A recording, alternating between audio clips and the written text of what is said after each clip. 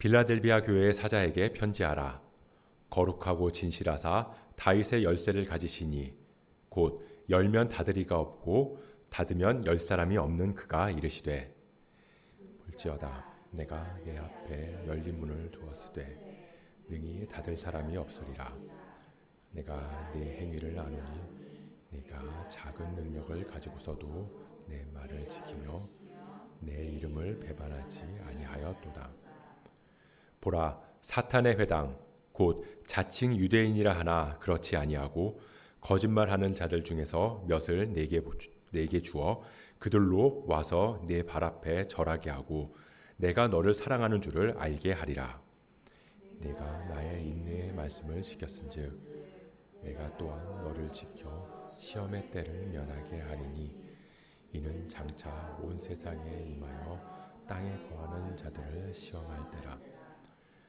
내가 속히 오리니 내가 가진 것을 굳게 잡아 아무도 내 면류관을 빼앗지 못하게 하라.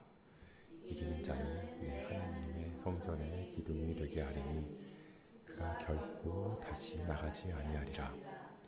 내가 하나님의 이름과 하나님의 성 곧 하늘에서 내 하나님께로부터 내려오는 새 예루살렘의 이름과 나의 새 이름을 그 이 위에 기록하랴. 함께 읽습니다. 귀 있는 자는 성령이 교회들에게 하시는 말씀을 들을지어다. 아멘.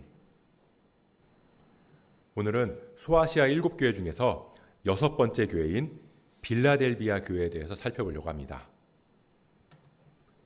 이 빌라델비아는 지지난주에 봤던 사대 지역에서 이 남동쪽으로 약 40km 정도 떨어진 곳에 위치한 도시인데요. 이 도시는 작은 에덴이라고 불릴 만큼 이 문화적으로도 화려했던 도시라고 해요. 그리고 이 도시는 유명한 특산물이 있는데요. 왜 여기 복지 로터리에 가면 이 작은 기념비 같은 게 하나 세워져 있는데 혹시 아세요? 네.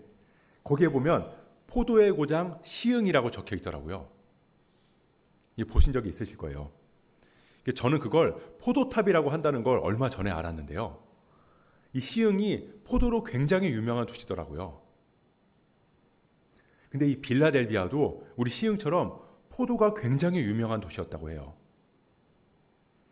그래서 이 빌라델비아 교회가 이 소아시아에 있는 초대 교회들의 이 성찬 포도주를 나눠줬다고 합니다. 이 빌라델비아라는 도시 이름이 형제를 사랑하는 자라는 뜻이거든요. 이 그만큼 사랑과 나눔을 실천했던 교회였던 거죠. 근데 이 빌라델비아 지역에 문제가 있었는데 여기가 지진으로 피해가 심했던 지역이라는 겁니다. 이 지진 때문에 주변의 크고 작은 도시들이 파괴돼서 이 도시의 시민들이 거의 남지 않을 정도로 피해가 컸다고 해요. 그로 인해서 극심한 가난에 시달릴 수밖에 없었다는 거죠. 근데 그런 도시를 당시 로마 황제였던 티베리우스가 새롭게 재건을 해줬고요. 이 사람들은 그런 로마 황제에 감사하는 마음으로 신상을 세워서 경배하고 건물 기둥에 황제 이름을 새겨넣기도 했다고 해요. 그러다 보니까 이 빌라델비아는 자연스럽게 황제 숭배의 남다른 도시가 되었다는 겁니다. 근데 그런 상황에서 더 큰 문제는 신앙적으로 유대인들의 핍박이 굉장히 심했다는 거예요. 많은 유대인들이 이곳으로 이주해서 살아가다 보니까 자연스럽게 유대인들의 모임 장소였던 회당도 많아진 거죠. 그러면서 그 영향력이랑 세력이 점점 커지는 거예요. 지난번에도 이 서머나 교회 때도 말씀을 드린 적이 있는데 이 유대교는 공식적으로 로마 제국이 종교로서 인정을 해줬거든요. 그래서 이교도 행사나 황제 숭배에 참여하지 않아도 됐다는 거죠. 근데 그런 행위들이 단순히 종교적인 문제를 넘어서서 먹고 사는 문제랑 직결되는 상황에서 유대인들은 공식적으로 다 예외를 인정받았다는 거예요. 그러다 보니까 이 유대인 중에서 그리스도인이 된 사람들, 그러니까 유대인 그리스도인들은 대부분이 이 지역 회당의 구성원으로서의 자격을 유지하고 있었어요. 근데 이 유대 지도자들이 이 그리스도인들을 찾아내서 다 출교시켜 버렸다는 겁니다. 왜냐하면 그들이 볼 때 그리스도인들은 이단 같았거든요. 그러니까 그리스도인들을 지속적으로 공격하고 핍박했다는 거예요. 그 핍박이 얼마나 심했는지 예수님께서는 9절에 보면 그런 유대인들을 향해서 사탄의 회당이라고 부르실 정도였으니까요. 상황이 이렇다 보니까 이 빌라델비아 교회는 소아시아 7교회들 중에서 가장 늦게 세워진 교회가 됐고요. 이 모이는 사람도 가장 적은 교회였다는 거예요. 그리고 당연히 구성원들도 사회적 지위나 경제적인 수준이 매우 낮은 사람들이었다는 거죠.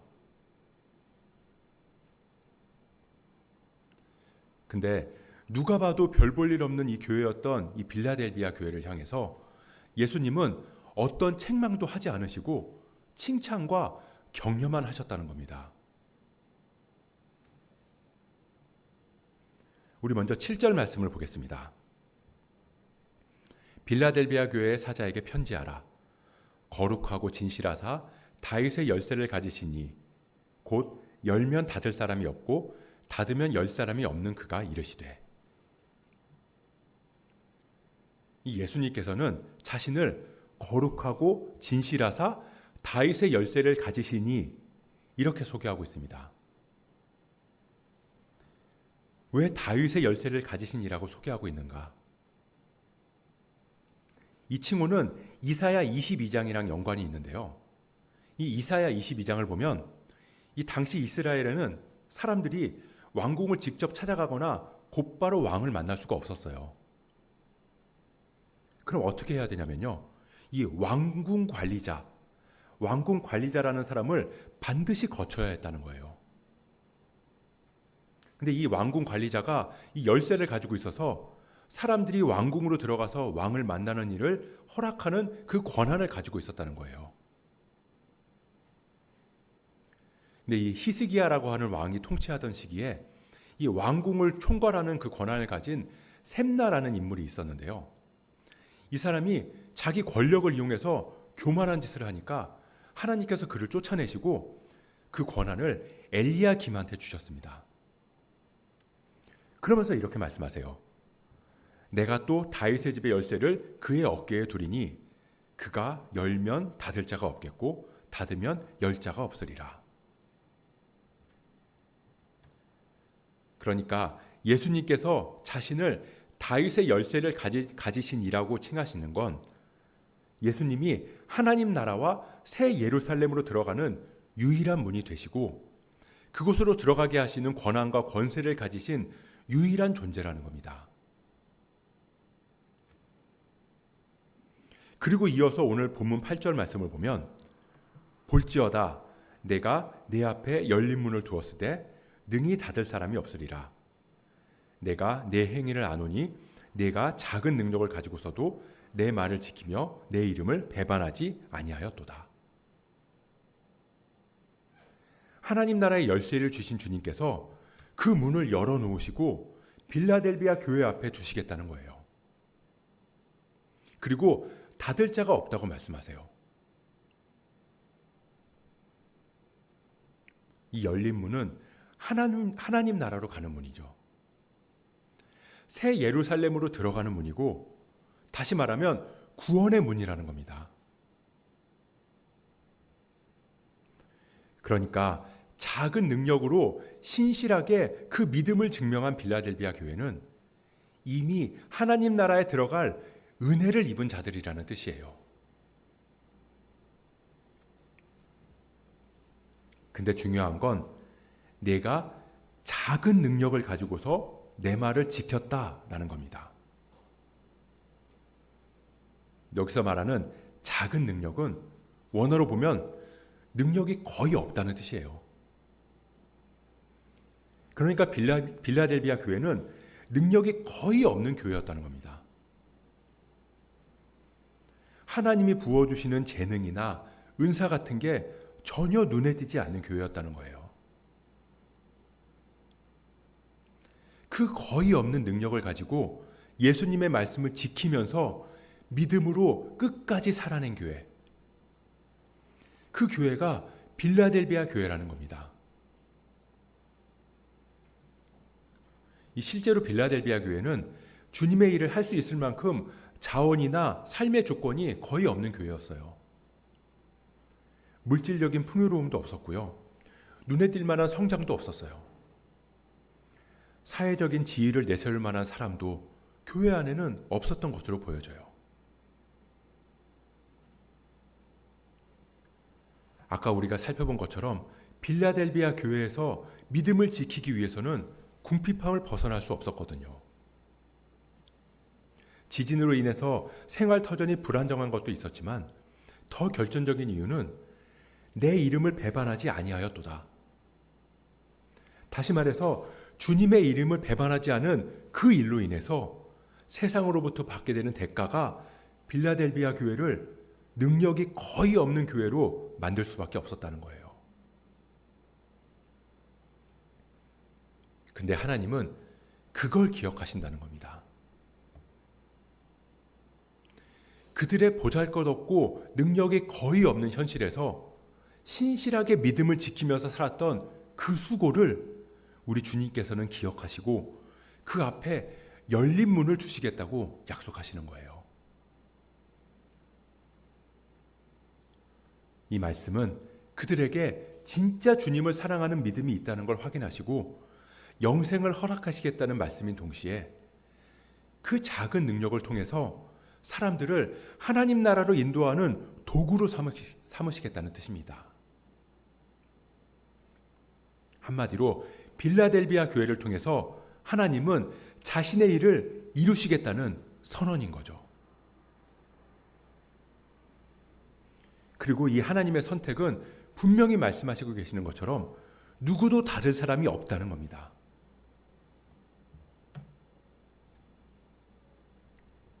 이 인터넷에 보면 일명 없다 시리즈라는 말이 유명한 적이 있어요. 10대는 철이 없다. 20대는 답이 없다. 30대는 집이 없다. 40대는 돈이 없다. 50대는 꿈이 없다. 60대는 낙이 없다.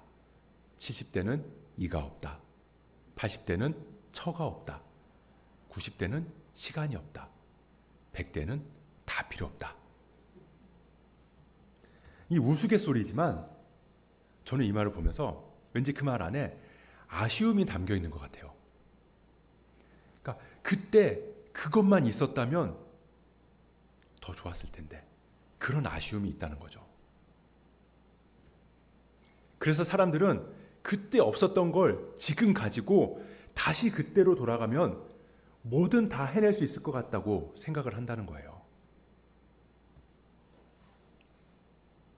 신앙도 마찬가지입니다. 저는 청년 시절에 그냥 교회만 왔다 갔다 했지 신앙이라고 할 만한 게 거의 없었거든요. 그래서 신앙이 뜨거운 청년들을 보면 막 부러운 거예요. 아, 내가 그때 조금만 더 일찍 하나님을 알고 만났더라면 그럼 더 크고 더 많은 하나님의 일을 할 수 있지 않았을까.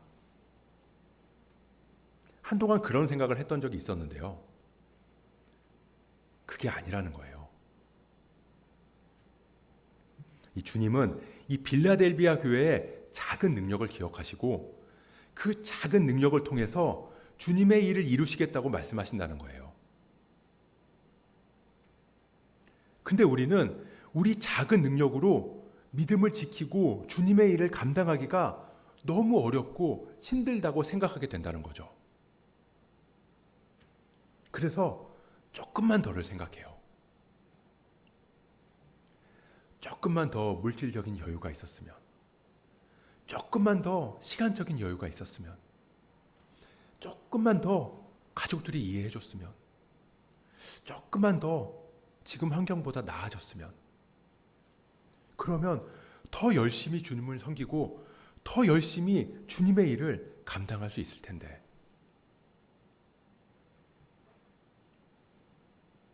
근데 생각해보면 우리가 여유 있다고 생각할 만큼 물질이 많았던 적이 있었나요? 여유 있다고 생각할 만큼 시간이 한가한 적도 없었고요. 가족들이나 주변의 환경은 늘 비슷해요. 우리의 믿음이나 신앙생활도 그렇잖아요. 언제 믿음이 이 정도면 충분하다 그렇게 생각해 본 적이 있으세요? 항상 믿음이 부족하다고 느끼잖아요. 신앙생활도 이 정도면 정말 후회 없이 신앙생활 했다 그렇게 생각된 적이 없어요. 그냥 늘 부족하고 이게 맞나? 이렇게 신앙생활 하는 게 맞나? 이런 생각을 한다는 겁니다. 우리는 대단한 믿음이나 탁월한 능력을 가진 적이 없어요. 그럼에도 주님은 작은 우리를 사용하셔서 주님의 일을 이루신다는 겁니다. 우리가 대단해서가 아니라 주님이 대단하시기 때문이에요. 우리는 약하지만 주님이 강하시기에, 우리는 능력이 없지만 주님은 능력이 크시기에, 우리가 그 주님을 의지하고 신뢰할 때 주님은 그 모습을 의롭다고 여겨주시고 우리를 통해서 하나님 나라를 이루어 가신다는 겁니다. 그 신실하심과 인자하심 때문에 오늘도 우리는 여기 모여서 그 하나님을 예배할 수 있는 거예요.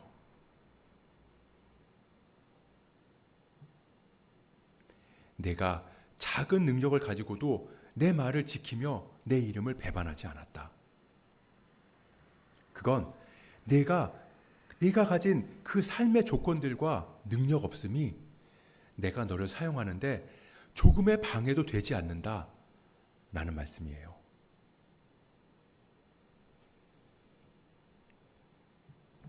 우리가 이 순종이 제사보다 낫다는 말을 많이 하잖아요. 하나님은 능력 있는 사람보다 순종하는 사람을 찾으신다는 겁니다. 그 말은 1차적으로는 이 종교적인 행위나 예배를 드리는 것보다 하나님의 말씀에 순종하는 게 더 낫다라는 말인데요. 다른 의미로는 뭔가를 감당하고 능력 있는 사람이 되는 것보다 하나님께서 보내신 자리, 하나님께서 맡기신 그 자리에서 때로는 자존심이 상하기도 하고 때로는 존재감이 없어 보인다 할지라도 그 자리를 묵묵히 지키는 게 낫다는 거예요.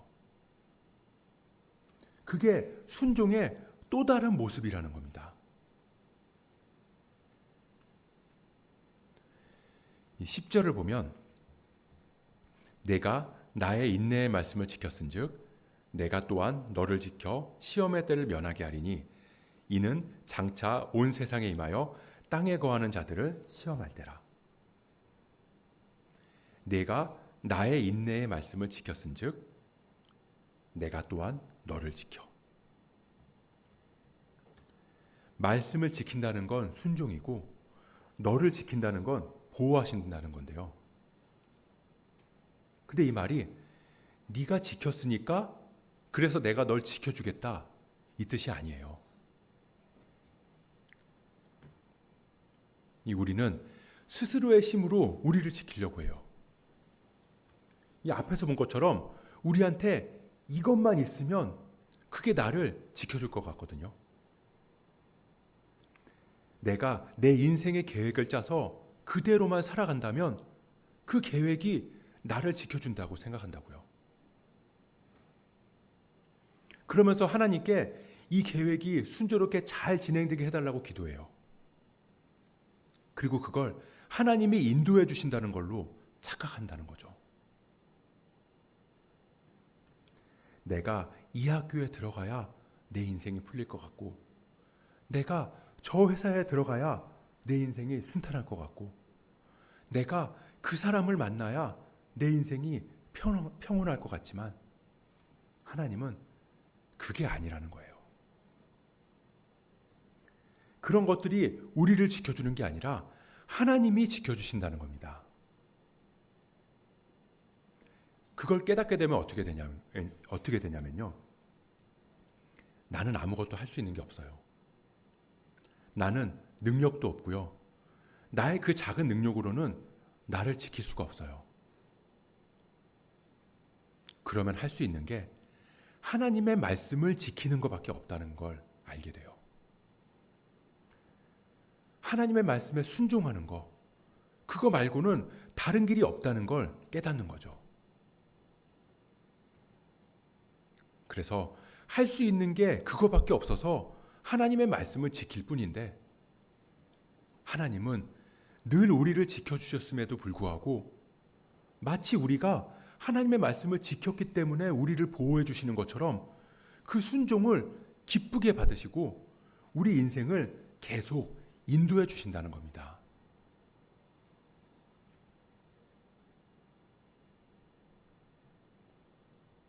우리 신앙은요, 뭐 대단한 거 하는 게 아니에요.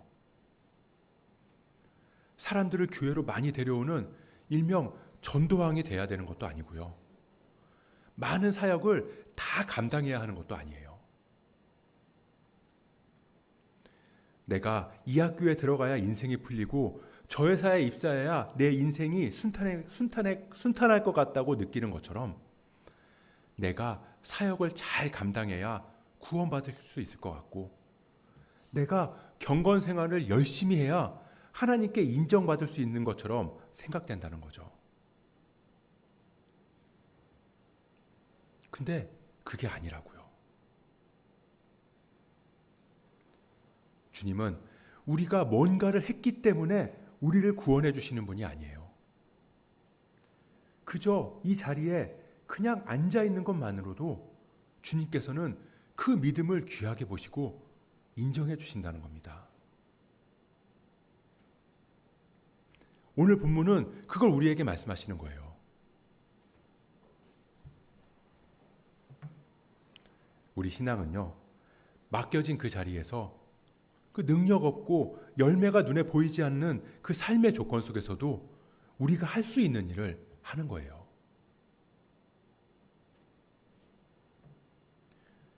이 이스라엘에 아합이라고 하는 가장 악한 왕이 다스리는 때에 하나님의 선지자 엘리야가 있었는데요.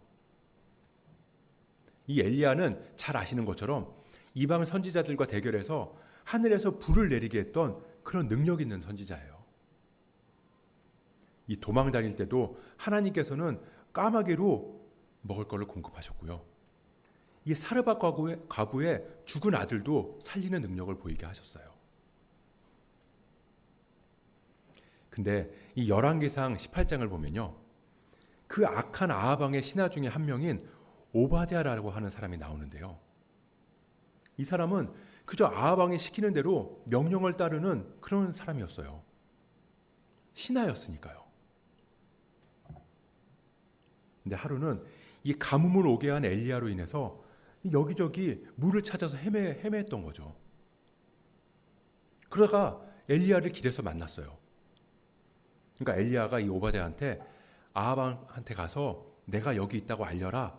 그러니까 이 오바댜가 뭐라고 했냐면요, 내가 아합 왕한테 보고하러 갔다가 그 사이에 당신이 다른 데로 가서 없어지면 그 아합 왕이 나를 죽일지도 모른다. 그러면서 무서워서 떠는 거예요. 뭐 이렇게 말하면 그렇지만 이 오바댜를 보면 약간 찌질하고 못나 보인다는 거죠. 어쩌면 오바댜는 이 주님 앞에서 자신의 삶이 부끄럽다고 느끼면서 살아가는 사람이었을지도 몰라요. 그 삶에 무슨 대단한 능력이 있었겠어요. 뭐 엘리야처럼 불을 내리고 죽은 사람을 살리는 능력은 고사하고 그저 매일매일 아합의 눈치나 보면서 반복되는 일상을 살아갔을 거라는 거죠.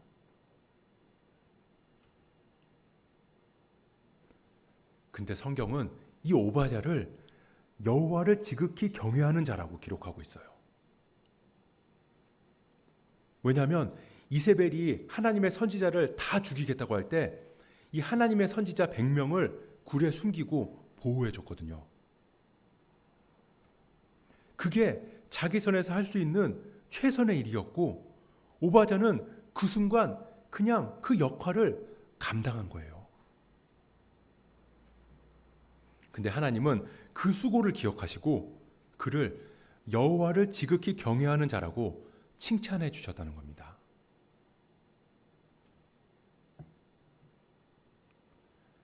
이 신앙은요, 비장한 신앙 고백을 해야만 하는 것도 아니고요. 사람들이 알아줄 만한 수고와 헌신을 감당하는 것도 아니에요. 하나님께서 나와 함께 하신다는 분명한 표징을 사람들한테 보여주는 것도 아니에요. 그런 건 기독교 신앙이 아니라고요. 신앙생활은 멋지거나 아름다운 게 아니에요. 주님 따라가는 길은 막막하고 답답하기도 하고 때로는 고통스러울 때가 대부분일 거예요. 기도해도 뾰족한 답이 없고요. 뭔가 눈에 띄는 삶의 변화도 없어요. 생활이 나아지지 않을 때가 대부분이고 문제는 여전히 그대로예요. 그럼에도 신실함으로 주님 앞에 서는 게 그게 신앙이라는 겁니다. 이 오바자처럼 자신의 신앙과 부딪히는 아하방의 명령을 따라야 하는 그 괴로움이 마음을 괴롭히는 게 그게 우리가 사는 현실이라고요. 세상의 가치관과 관행이라는 이름으로 굴러가는 회사에서 하나님의 가치관을 붙들고 살아갈 때의 그 괴로움. 마음 같아서는 그냥 욱하고 질러버리고 싶은데 그러면 하나님 이름에 먹칠하는 것 같아서 하고 싶은 말 꼭 참으면서 넘어갈 때의 그 억울함.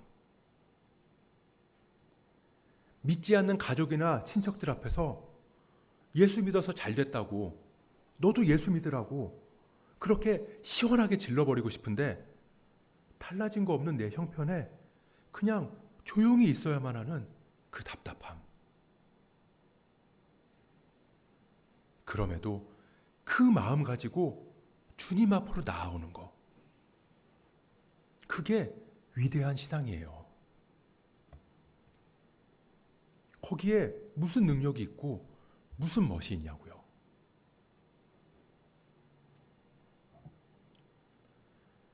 하나님은 그런 작은 능력으로 살아낸 우리를 기억하시고 그 수고를 보상하신다는 겁니다. 그 삶을 통해서 일하신다고요. 주님의 일은 우리의 능력에 크고 작음에 달려있지 않다는 걸 잊지 않았으면 좋겠어요. 사도 바울은 고린도 후서에서 이렇게 고백합니다. 고린도 후서 12장 9절에서 10절 말씀이에요. 우리 같이 한번 읽어볼까요? 시작. 나에게 이르기를 내 은혜가 내게 족하도다. 이는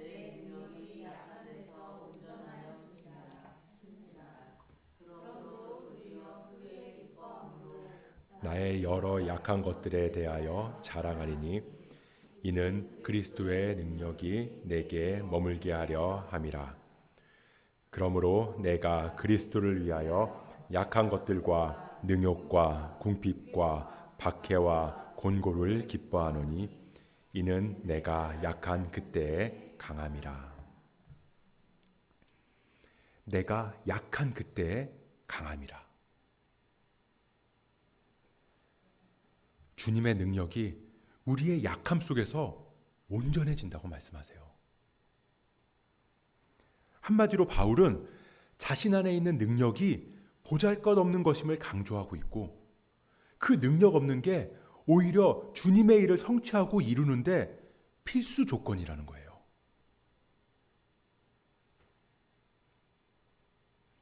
이 성경은 그리스도인들이 능력 있어야 한다고 말하지 않아요.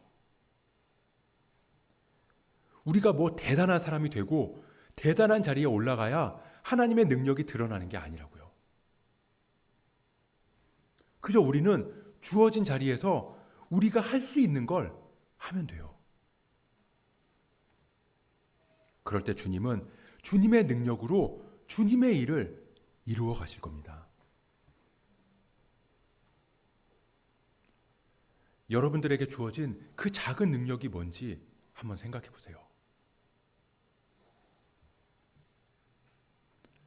어떤 사람은 선천적으로 전도를 못하는 사람이 있어요. 나가서 사람들한테 예수 믿으세요. 이 한마디 하는 게 어려운 사람들이 있다고요. 그렇다고 그 사람이 예수님에 대한 확신이 없을까요? 아닐 거예요. 그저 성격상 그게 어려운 걸 뿐이죠. 그렇다고 나는 왜 전도를 못할까? 그러면서 왜 나한테는 전도하는 능력을 주시지 않는 거냐고 그렇게 괴로워할 필요가 없다는 겁니다. 교회 안에서도 어떤 분은 전도를 잘하는 능력이 있고요. 어떤 분은 사람을 따뜻하게 잘 맞아주는 능력이 있어요. 또 어떤 분들은 찬양을 잘하는 능력이 있고요. 어떤 분은 사람들을 잘 챙기는 능력이 있어요. 말을 잘 들어주는 능력, 베푸는 능력, 잘 웃어주는 능력을 가진 분들도 계세요. 우리에게 주어진 그 작은 능력들, 그 역할을 감당하면 돼요. 주님은 그걸로 족하다고 말씀하세요.